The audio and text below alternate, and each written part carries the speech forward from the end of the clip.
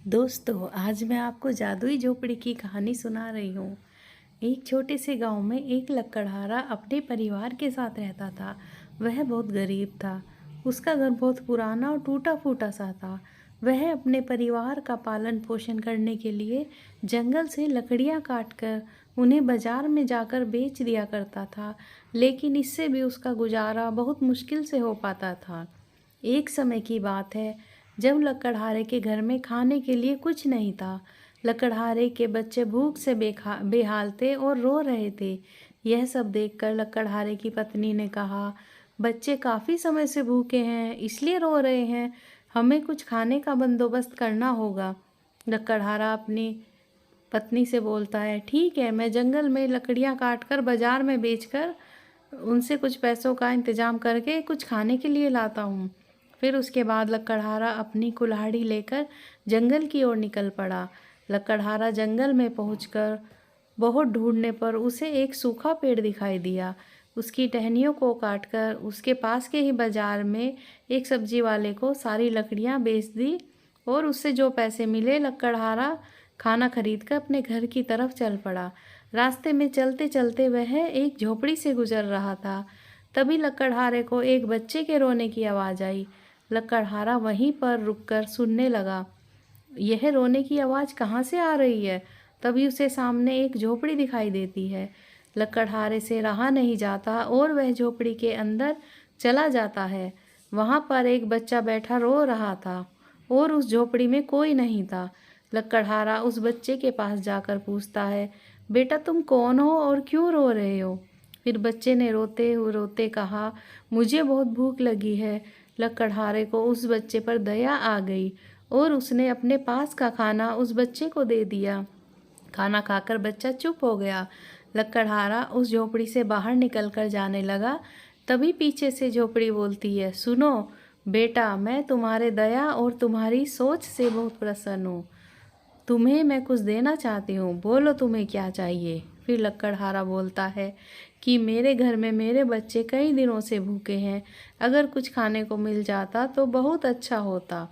फिर जादुई झोपड़ी बोलती है, आज के बाद से तुम्हारे घर में हमेशा खाने का सामान भरा रहेगा। फिर लकड़हारा झोपड़ी को धन्यवाद देकर बोलकर खुशी खुशी अपने घर चल पड़ा।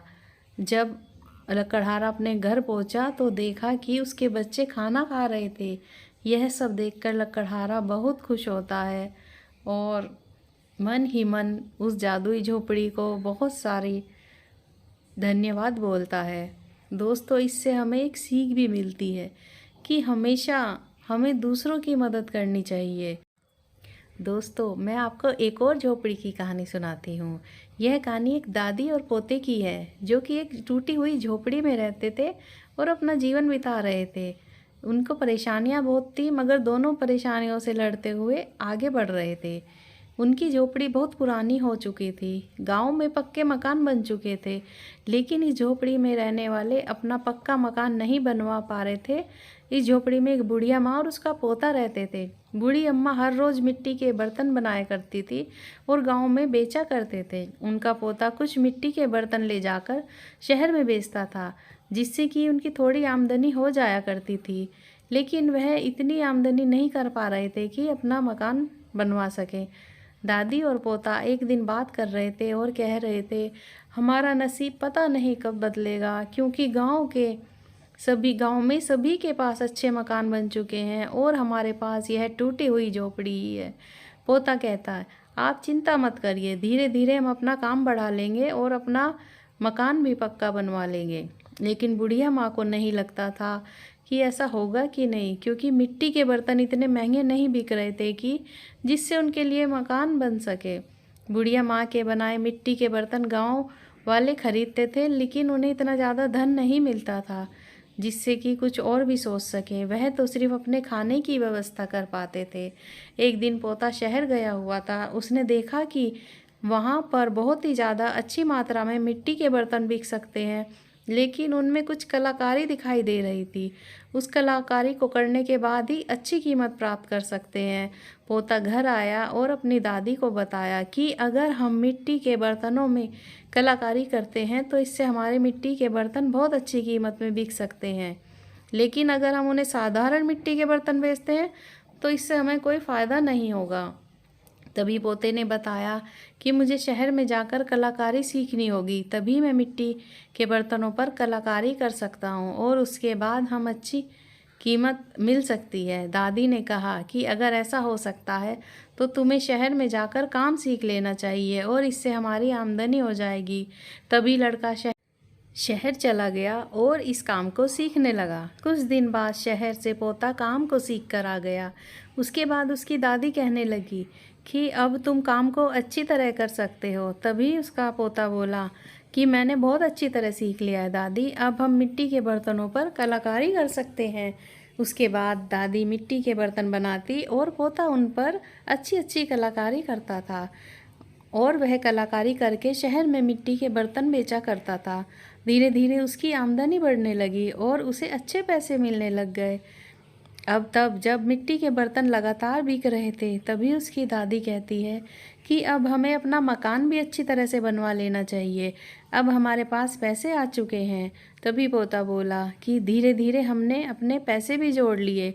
कुछ दिन बाद दादी पोते ने मिलकर मकान को बनवाना शुरू किया, क्योंकि उनकी झोपड़ी टूट चुकी थी, उसमें रहना संभव नहीं था। धीरे धीरे अपने काम को बढ़ा रहे थे और उनका काम इतना बढ़ चुका था कि अब वह कुछ भी ले सकते थे। एक समय ऐसा था कि उनके पास खाने की भी समस्या थी, लेकिन धीरे धीरे उन्होंने अपने जीवन में सुधार कर लिया। दादी ने कहा कि अब तो तुम अच्छा कमा रहे हो, अब तुम्हारी शादी कर देनी चाहिए। जब पोते ने यह सुना तो कहने लगा, अभी अभी तो हमने अपना काम बढ़ाया है और अभी मैं शादी नहीं करना चाहता। अगर मैं शादी करूँगा तो मुझ पर बहुत सारी जिम्मेदारियाँ एक साथ आ जाएंगी जिन्हें मैं नहीं निभा पाऊँगा। उसके बाद दादी बोली कि जिम्मेदारियां तो आराम से निभाई जा सकती हैं, जब इंसान अच्छा हो और उसके मन में सभी कार्य करने के प्रति जिम्मेदारियां मौजूद हो तो वह अपनी सभी जिम्मेदारियों को अपने आप निभा लेता है। उसमें कुछ भी सोचने की ज़रूरत नहीं है। तुम्हें जीवन में आगे बढ़ने के लिए जिसकी भी ज़रूरत है वह मिल जाएगी, लेकिन क्योंकि तुम बहुत मेहनती हो और अपने जीवन में आगे बढ़ सकते हो। तुम्हारे ही विचार से हम यहाँ तक पहुँचे हैं, नहीं तो हम उस टूटी हुई झोपड़ी में रह रहे होते। दादी की बात सुनकर पोता मान गया और कुछ महीनों बाद उसकी शादी कर दी गई। अब धीरे धीरे उसकी स्थिति भी सुधर गई थी और दादी को भी अभी पोते का सुख प्राप्त हो रहा था और धीरे धीरे उनका जीवन सुधर गया। दादी पोते ने अपने जीवन में बहुत सारी मुश्किलें देखी थी।